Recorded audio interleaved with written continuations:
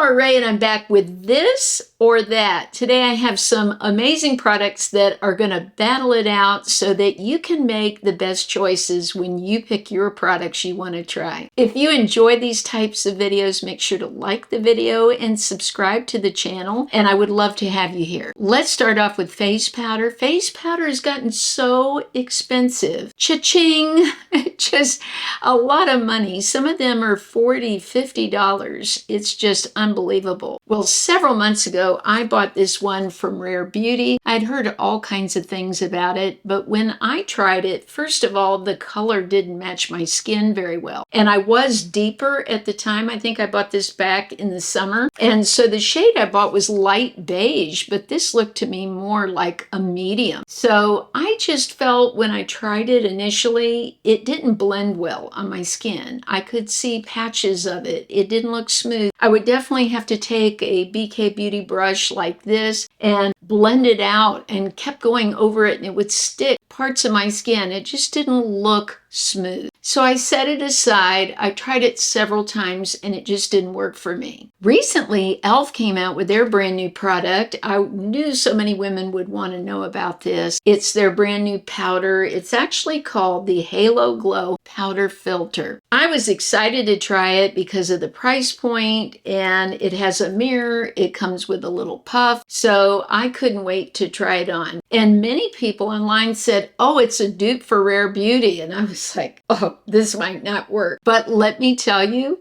I loved it so much more. I bought the shade Light Neutral, and this really worked for my skin. Normally in makeup, I'm at the end of light foundations or the very beginning of medium. And this worked so beautifully. I just fell in love with it right away. So the winner for this battle is definitely e.l.f. I'm so pleasantly surprised that this is such a great product at an affordable price. This is a product that's been out for so long. I've bought several tubes of this. This is the L'Oreal Lumi-Glotion. This is in the shade medium. I've also bought light before. Now, for those of you that might not have tried it, you can use this under makeup to give your skin a glow. Some people use it alone. By the way, I wanted to mention Martha Stewart loves this. I just read an article that was written January 2025, and they were saying how she uses this and it gives her face such a nice glow. I like the way this looks on my skin. It really doesn't bring out pores or anything, and most of the time I just use it like a highlighter. Today I did put it under my foundation. And by the way, I wanted to mention in this video I'm wearing the brand new foundation from Maybelline. I've been testing it out and I'll give you a review of that later, but it's their 30 hour, and I picked the shade 120, which I think is really a great shade for me. But I'm going to have the L'Oreal battle it out with Revlon's brand new Face and Body. When I first saw the title Face and Body, I instantly thought of my beloved MAC Face and Body, which is a foundation. This is nothing like that. This is like the L'Oreal. It's a highlighter that you can put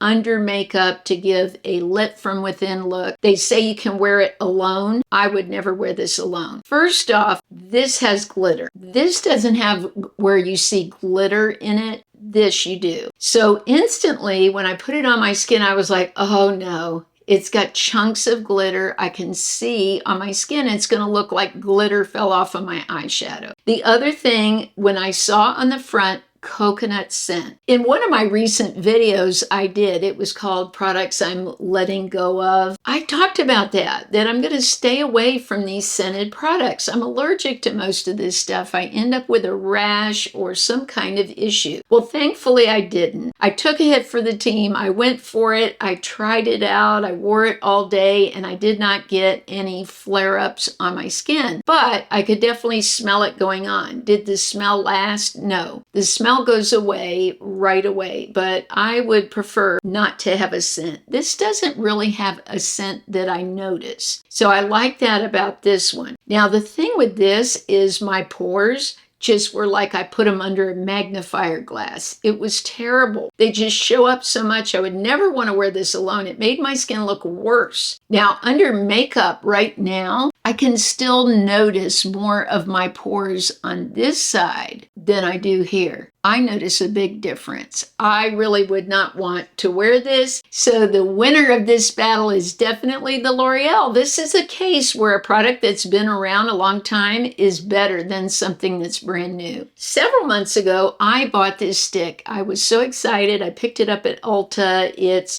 Dibs, it's called. And I picked up number 2, and it's a contour or bronzer on one side, and the other side is blush. When I put it on my skin, it looked pretty nice, but here's what's already happening. It's fading away. And by evening, I had no makeup left. And this was not inexpensive. I paid a lot of money for this, so it wasn't drugstore price. Well, I'm going to battle it out with CoverGirl's brand new blush, their True Skin. This is the shade Radiant Peach. And peach is such a great tone for everyone. If you haven't tried peach in a while, I would encourage you to do that. I think it just gives such a healthy look. But what I love about this, I put it on my skin, and at the end of the day, it was still there. And the colors, the shades, once they're blended out, actually look very similar.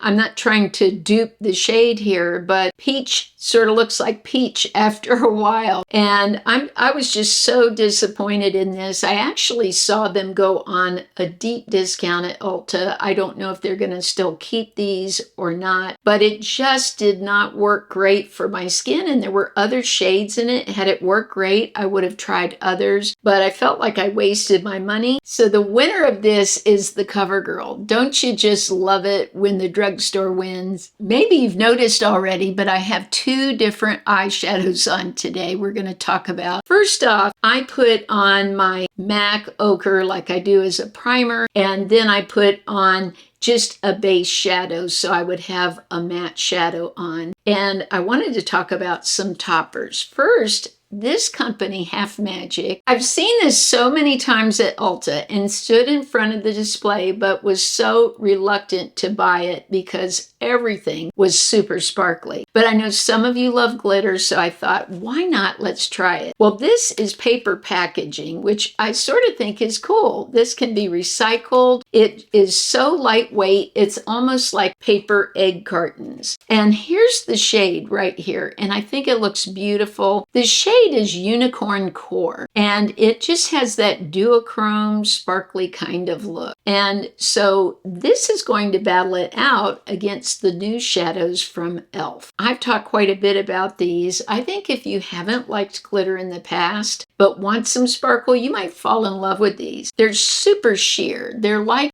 Natasha Denona, Charlotte Tilbury. They've come out with these shadows that are almost like see-through, but with some sparkle. And they look great on top of other shadow you might put down on your lid, like a matte. And it just gives that little bit of glimmer without fallout all over your face. And it's not that chunky glitter like we're used to in many eyeshadow palettes. So I tried this out the other day. I loved my eye look. I thought it turned out really beautiful. But I love this too. I think they're both great shadows. The one from Half Magic is not quite as see-through. It's a little more there. Maybe a little more you can see the glitter. And it could partially be the color that I bought, but the glitter is more visible. I feel like this one, which this shade is called Finest Fleck, is much more sheer.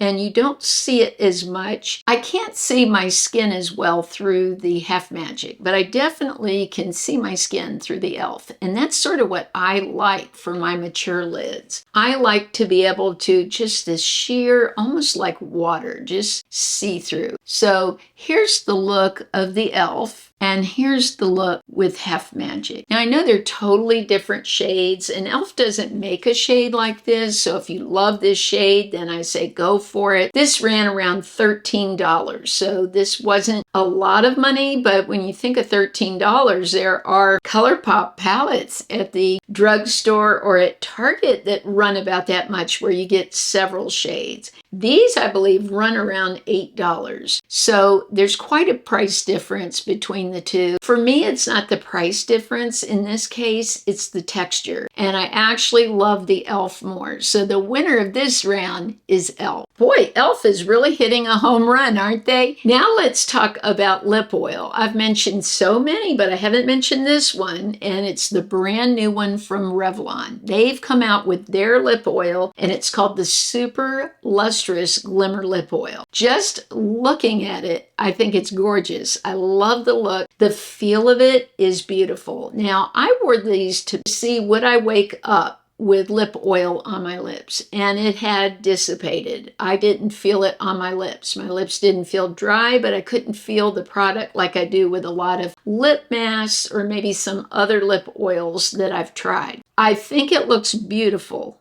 on the lips. I am a fan. Now, another thing that might win some of you over is I don't notice a scent. Most of the lip oils that I've used either have mint, fruit, or coconut. One of the three.